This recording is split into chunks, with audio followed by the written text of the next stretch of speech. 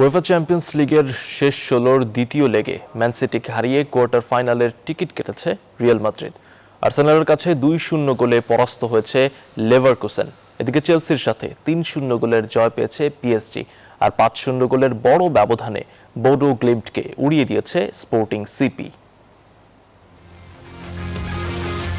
UEFA champions লিগের শেষ ১৬-র ফিরতি লেগ শেষে নির্ধারিত হয়ে গেছে কোয়ার্টার ফাইনালের লাইন আপ। হাই ভোল্টেজ ম্যাচে ম্যানচেস্টার সিটিকে ২-১ গোলে হারিয়েছে রিয়াল মাদ্রিদ। ২ লেগ মিলিয়ে ৫-১ গোলের বড় ব্যবধানে সিটিকে স্তব্ধ করে শেষ ৮-এর টিকিট কেটেছে আলভারো আরবেলোয়ার শিষ্যরা।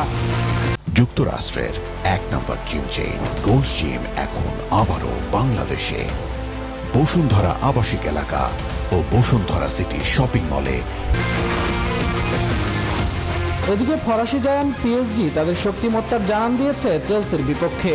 ব্লুজদের জালে ৩বার বল জড়িয়ে ৩-০ ব্যবধানের সহজ জয় তুলে নেয় প্যারিসের ক্লাবটি। প্রথম লেগে ৫-২ ব্যবধানের বড় জয় নিয়ে এগিয়ে ছিল লুইস এনরিকের শিষ্যরা।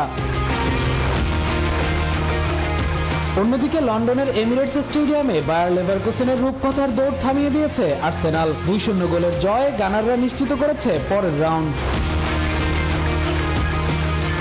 তবে রাতের সবচেয়ে বড় চমক দেখিয়েছে স্পোর্টিং সিপি। প্রথম লেগে ৩-০ গোলে পিছিয়ে থাকলেও ফিরতি লেগে বোডো গ্লিম্টকে ৫-০ গোলের বিশাল ব্যবধানে উড়িয়ে দিয়ে কোয়ার্টার ফাইনালে জায়গা করে নিয়েছে তারা।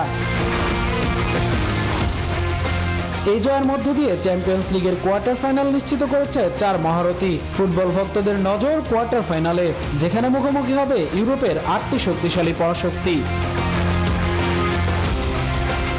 মামুনুর রহমান, নিউজ 24।